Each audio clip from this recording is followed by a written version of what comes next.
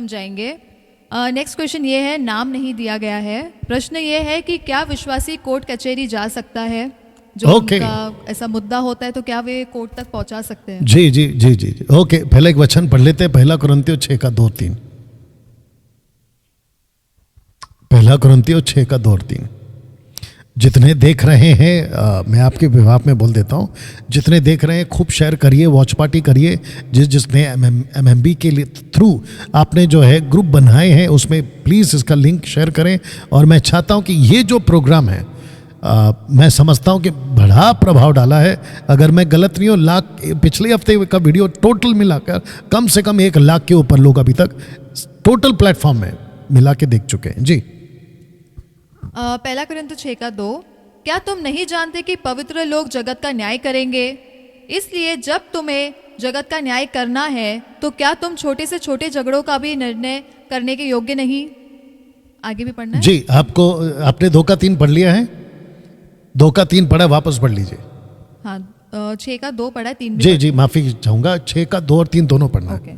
क्या तुम नहीं जानते कि हम स्वर्गदूतों का न्याय करेंगे? एक सेकंड, तो आप जब खुद ही स्वर्गदूतों का न्याय करोगे फिर क्वेश्चन उठता है ये स्वर्गदूत कौन है? ये वो स्वर्गदूत है जिन्होंने अपने पद को त्यागा। कौन से पद को त्यागा?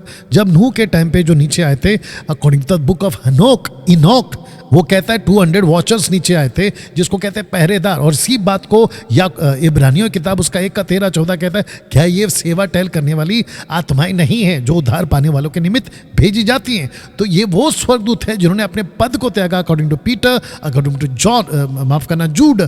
उसके हिसाब से ये उनका न्याय, हम एंजल्स का न्याय करेंगे जो बैकस्लाइड हो गए। आगे पढ़ो। तो जबकि तुम स्वर्गदूतों का न्याय करोगे तो क्या संसारिक बातों का निर्णय न करे? तो निर्णय नहीं कर सकते। आगे, यदि तुम्हें संसारिक बातों का निर्णय करना हो तो क्या उन्हीं को बैठाओगे जो कलीसिया में कुछ नहीं समझे जो जाते कलीसिया हैं? में कुछ नहीं समझे जाते। कलीसिया शब्द यहाँ पे यूज हुआ है। जानते हैं यीशु ने क्या कहा? अगर तेरा भाई कुछ अपराध में पकड़ा जाए, अकेले में समझा, नहीं सुधरता है, 2 को लेके जा समझा, नहीं सुधरता है, कलीसिया के बीच में लेके जाके समझा, नहीं सुधर, तो उसके बाद कलीसिया से बाहर निकाल देना। तो कलीसिया इंपॉर्टेंट क्यों है? इसका मतलब है कि आपकी कोर्ट कचहरी कलीसिया है। पहली बात, आपका जो भी फैसला है वो कलीसिया, बात कर रहा हूं विश्वासियों की। लेकिन विश्वासियों का फैसला उठा के अगर आप कोर्ट कचहरी जाओगे तो फिर यहां पर वचन आपको सपोर्ट नहीं करता है। रहा सवाल, अभी एक और पढ़ लीजिए, कोलोसियों 3:13 पढ़ लीजिए। कोलोसियंस चैप्टर 3:13, कोलोसियंस 3:13, कोलोसियों 3:13।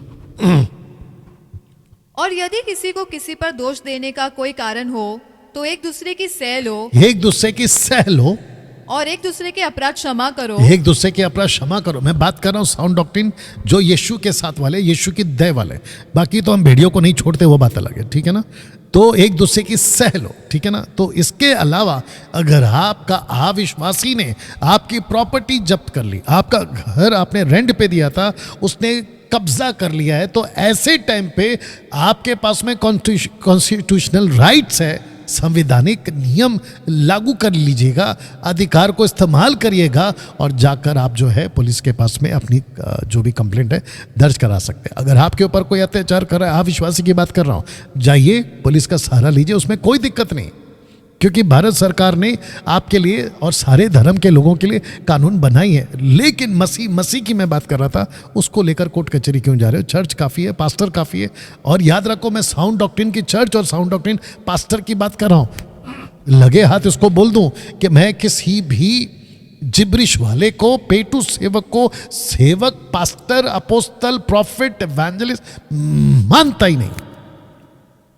पेटू सेवकों को, जिसको बाइबल खुद कहती ताड़ लो, उनसे दूर रहो। तो इनकी तो मैं बात ही नहीं कर रहा हूं। तो किसका सवाल था? नाम क्या उनका? अच्छा, नाम नहीं दिया। अगर आप में से जिसने ये सवाल किया है, आप अगर देख रहे हैं या आप में से किसी का सवाल है, तो विश्वासी कोर्ट कचहरी में मत जाओ। लेकिन अगर आप अविश्वासी के साथ है तो जाइए। अच्छा, दूसरा और एक भी क्वेश्चन है डिवोर्सी का, डिवोर्स वाला क्वेश्चन। अगर आपका डिवोर्स की बात आ गई, मसीहों की बात आ गई, तो भी आपके पास में कोर्ट कचहरी का ऑप्शन है।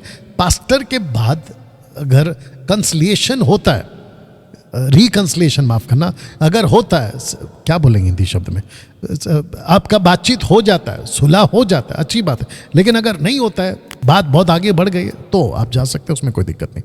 जी thank you so much pastor. जी। ये क्लैरिटी हमारे पास होना बहुत ज़रूरी था, क्योंकि ऐसे हमारे साथ में बहुत सारी ऐसी चीज़ें होती है जिसको लेके हमें लगता है कि क्या हमें इसके लिए लड़ना है या नहीं लड़ना है। तो आपको इसका जवाब यहाँ पर मिल गया होगा, तो आप इसे शेयर करें और भी लोगों तक पहुँचाएं ताकि उन्हें भी इसका जवाब मिल सके।